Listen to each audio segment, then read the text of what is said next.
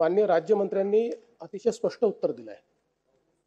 ही पीक पाहणी आपण कंपल्सरी करतो, पण प्रत्येक वेळी आतापर्यंतचा इतिहास बघा, ज्या ज्या वेळी मदत द्यायची आहे आणि मग मागणी येते ही पीक पाहणी पूर्ण झाली नाही, आपण ती अट शिथिल करतो आणि पूर्ण मदत त्या ठिकाणी आपण देतो. मात्र आपला प्रयत्न असा आहे की ही पीक पाहणी ही एन्फोर्स झालीच पाहिजे. याचं कारण काय आहे तर आपण सातत्याने आपल्या इन्शुरन्समध्ये बघतोय की इन्शुरन्स एका पिकाचा आणि प्रत्यक्षात दुसरं पीक, आणि मग हे सगळं सेटल करता करता अडचणी येतात. आपल्याला बीड सारखी एक घटना लक्षात आली की ज्या ठिकाणी सरकारी जमिनी आहेत, कोणी शेतकरी नाही, आणि त्या ठिकाणी त्यांनी इन्शुरन्स काढून टाकला आणि नंतर मग ते क्लेम करणार की आमचं त्या ठिकाणी पीक आलं नाही, ते नष्ट झालं. आणि म्हणून ई पीक पाहणी हा तेवढ्याकरता आपण कंपल्शन केलेलं आहे, कारण कंपल्शन केलं तर हळूहळू ती वाढेल.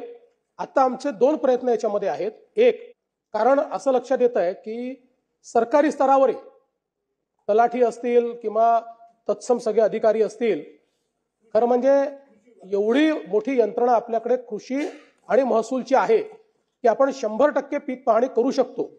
पण त्याच्यामध्ये कुठेतरी एक कचराही म्हणू शकतो आपण किंवा जाणीवपूर्वक म्हणू शकतो, त्याप्रमाणे ही पीक पाहणी पूर्ण त्या ठिकाणी करण्यात येत नाहीत. कारण सांगितलं जातात. आज थोडा बहुत डोंगरी भाग सोडला तर महाराष्ट्रात असा भागच नाही की ज्या ठिकाणी नेटवर्क येत नाही. फार कमी भाग आहे, म्हणजे तो 5 किंवा 60% भाग असेल. 93% महाराष्ट्रातल्या भागात नीट नेटवर्क आहे. आणि अनेक वेळा तर आपण ऑफलाईन करून ते नंतर ऑनलाईन करण्याकरता देखील परवानगी त्याच्यामध्ये दिलेली आहे. म्हणून ही पीक पाहणी नीट एन्फोर्स करण्याचा प्रयत्न राज्य सरकारच्याकडनं करण्यात येईल. सगळे जे अधिकारी आहेत, मागच्या काळात आम्ही सांगितलं होतं, परंतु अजूनही त्याच्यात कमतरता येते. त्यामुळे विविध विभागाचे लोक पूल करून आपल्याला ती कशी करता येईल आणि अल्टरनेटिव्हली शेतकरी देखील स्वतः ते कसं करू शकेल, आहेच आपण अलाव करतो, पण अजून त्याचं ट्रेनिंग नाही आहे. हा देखील आमचा एक प्रयत्न असेल. आणि त्याचसोबत आपण पॅरलली आता MRSACच्या सोबत एक प्रकल्प हातामध्ये घेतलाय, ज्याच्यामध्ये जशी आपण ई पीक पाहणी करतो तशी सॅटेलाइट इमेजरी ही देखील पूर्ण जनरेट करायची. तो एक आपला प्रयत्न आहे. दुसरं, ई पीक पाहणी आपल्याला ड्रोनच्या माध्यमातून करता येईल का, अशा प्रकारचं एक पायलट आपण मध्यंतरीच्या काळात करून बघितलेलं आहे.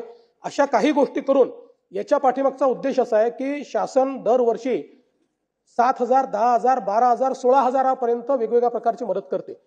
ही मदत योग्य लोकांना झाली पाहिजे, ती पात्र लोकांना झाली पाहिजे, याकरता खरं म्हणजे हा सगळा खटाटोप आहे.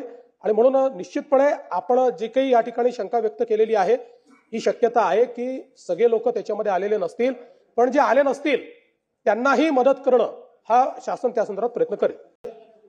हे खरंच आहे की काही ठिकाणी आपल्या यंत्रणा देखील या संदर्भात दोषी आहेत. आता इतक्या मोठ्या प्रमाणात समजा लोक इन्शुरन्स काढतायत, दुसऱ्याच्या जमिनीवर तिसरा इन्शुरन्स काढतोय, एकच माणूस 3-3 ठिकाणी काढतोय, तर यात काही ठिकाणी तर संगनमत असेलच, बिना संगनमताचे होऊ शकत नाही.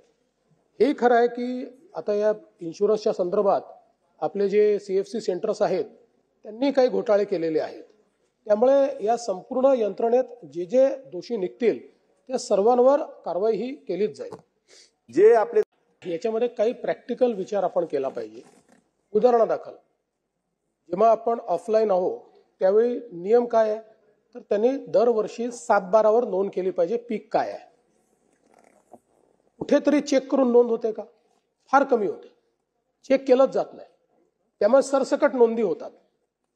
आता टेक्नॉलॉजीमुळे हा प्रश्न त्यांच्यासमोर निर्माण झाला की पहिल्याच्या ज्या सवयी होत्या की घरी बसून लिहून टाकायचं 7/12, आता ते करता येत नाही. ई पीक पाहणीमुळे तुम्हाला त्याची जिओ टॅगिंग होतं, त्याची नोंद होते, त्याचं चित्र, जे काही सगळ्या गोष्टी त्याच्यामध्ये होतात.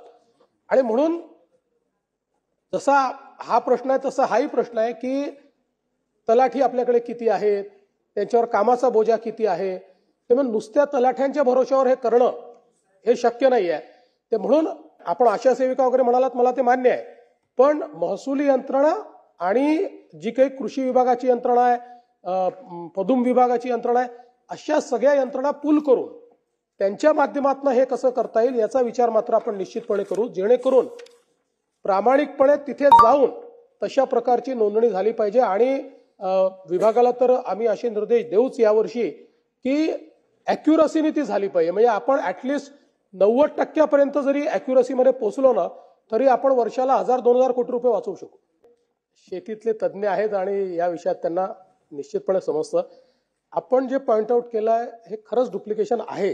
तथापि आपल्याला कल्पना आहे की 73व्या घटना दुरुस्तीनंतर आपल्याला काही विषय हे संविधानाने जिल्हा परिषदेला देणं कंपल्सरी केलं आहे किंवा स्थानिक स्वराज्य संस्थेला देणं कंपल्सरी केलं आहे आणि त्यातला हा विषय आहे. पण मला असं वाटतं की या संदर्भात म्हणजे मी आपल्याला देखील विनंती करेन की आपला याच्यात चांगला स्टडी आहे. आपण याच्यामध्ये थोडासा अभ्यास करून जर हे डुप्लिकेशन टाळण्याच्या दृष्टीनं आणि रिसोर्सेस पूल करण्याच्या दृष्टीनं काही आपल्याला त्याच्यात धोरण आणता येईल का, काही त्यांचे कामं जे आहेत त्या कामांमध्ये काही वाटप नीट करता येईल का किंवा डुप्लिकेशन कसं टाळता येईल असा प्रयत्न जो आहे तो प्रयत्न निश्चितपणे आपण पुढच्या काळामध्ये करू.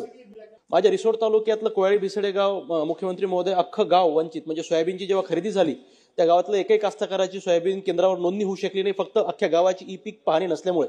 एक विनंती किंवा प्रश्न पॉइंटेड प्रश्न माझा हा आपल्याला आहे की तुरीची नोंदणी सुद्धा चालू आहे, आजही ते गाव वंचित आहे.